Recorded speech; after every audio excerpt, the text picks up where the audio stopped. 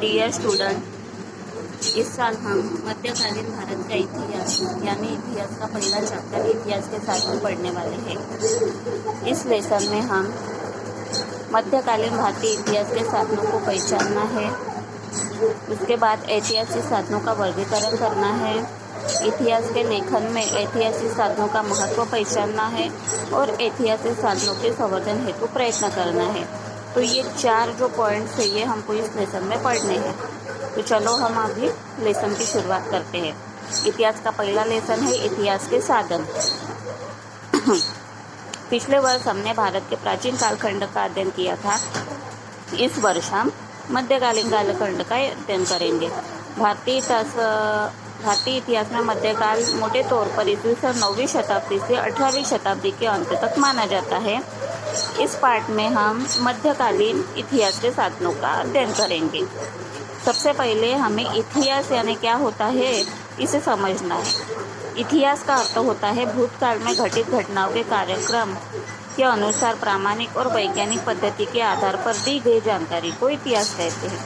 यानी भूतकाल में जो घटनाएं घटित हो गई है उसके काल क्रमानुसार, मतलब कि ईस्वी सन पूर्व या ईस्वी सन पूर्वोत्तर, ऐसी जो पद्धतियाँ है, जो वैज्ञानिक पद्धति है जिसके आधार पर हम इसको पहचान सकते हैं, इसी जानकारी को हम इतिहास कहेंगे। इतिहास का अर्थ होता है, इतिहास शब्द यानी कि इति प्लस ह प्लस आस द्वारा निर्मित है। हम इस शब्द का अर्थ होता है ऐसा हुआ, मतलब इतिहास का अर्थ होता है ऐसा हुआ, मतलब भूतकाल में जो घटना घटित हो गई है उसी को पहचानने के लिए हमें सबसे पहले इतिहास का अर्थ ही समझना होगा। तो इस लेसन में हम लोगों को इतिहास के साधन ये लेसन पढ़ना है। इतिहास के साधनों में सबसे पहले है भौतिक साधन, उसके बाद है लिखित साधन और मौखिक साधन। इतिहास साधनों के प्रकार।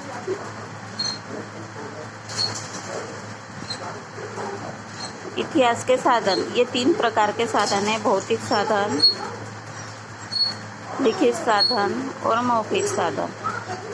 ठीक है, इस लेसन में हमें सबसे पहले 3 साधनों के बारे में जानकारी हासिल करेंगे।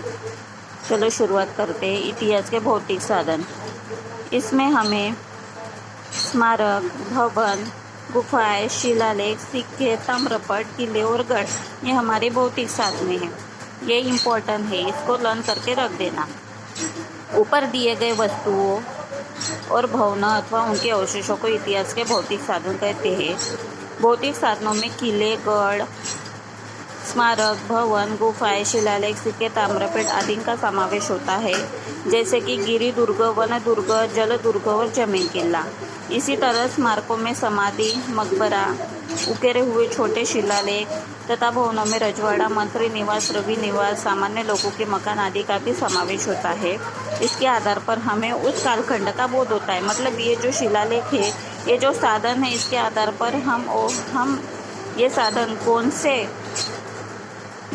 ईस्वी सन के हैं या कौन से कालखंड के हैं ये पहचान सकते हैं। उस कालखंड की आर्थिक स्थिति तथा कलाएं तथा ऊंचाई, उसकी निर्माण शैली, वो निर्माण कैसे हुआ, लोगों के जीवन में उसका स्तर कितना महत्वपूर्ण है, ये सब हम इस साधनों के द्वारा प्राप्त कर सकते हैं। सेकंड हमारा है लिखित साधन। लिखित साधनों में हम लिखित यानी भाषाएं, इस कालखंड की देवनागरी लिपि, अरबी लिपि, पारसी लिपि, सराफा आदि लिपियों की बनावट तथा शैली, विभिन्न भाषाओं के रूप, भोजपत्र, पोथी, ग्रंथ, आदेश पत्र, चरित्र, चित्रों द्वारा हमें मध्यकाल की महत्वपूर्ण ऐतिहासिक घटनाओं की जानकारी प्राप्त होती है।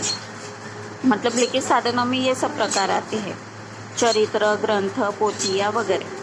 साथ ही विविध व्यंजन, लोक जीवन, वेशभूषा, आचार विचार, तीज त्योहार की भी जानकारी मिलती है। मतलब उस जमाने में लोग कौन से वेशभूषा धारण करते थे या फिर कौन से व्यंजन इस्तेमाल करते थे, व्यंजन यानी खाना, उनके आचार विचार कैसे थे, बोलने की भाषाएं कैसी थी, ये सब जानकारी हमें लिखित साधन से प्राप्त होती है। और ये लिखित साधन की सामग्रियाँ है। लिखित साधन राज दरबार के कामकाज से संबंधित दस्तावेज कहाँ प्राप्त होंगे हमें, न्यायालय के निर्णय और आदेश पत्र में। उसके बाद ग्रंथ चरित्र है, विदेश यात्रियों के यात्रा वर्णन है, पत्र व्यवहार है, खलीता है, बखर है, ये सब उसके साधन हैं। जैसे कि हमने भौतिक साधन में उसके प्रकार देखे थे, उसी प्रकार लिखित साधन के ये प्रकार है 1, 2, 3, 4, 5, 6 और 7। उसके बाद है मौखिक साधन। मौखिक साधन में हमें लोकगीत, गाथाएँ, श्लोक यानी कि जैसे हम पसायदान वगैरह बोलते हैं, अभंग जैसे मराठी में अभंग दिखता है, पोवाड़ा, कहावतें यानी मुहावरे, कहानियाँ, छोटी छोटी कहानियाँ, मिथकीय गाथाएँ आदि के समावेश होता है मौखिक साधनों में। ठीक है।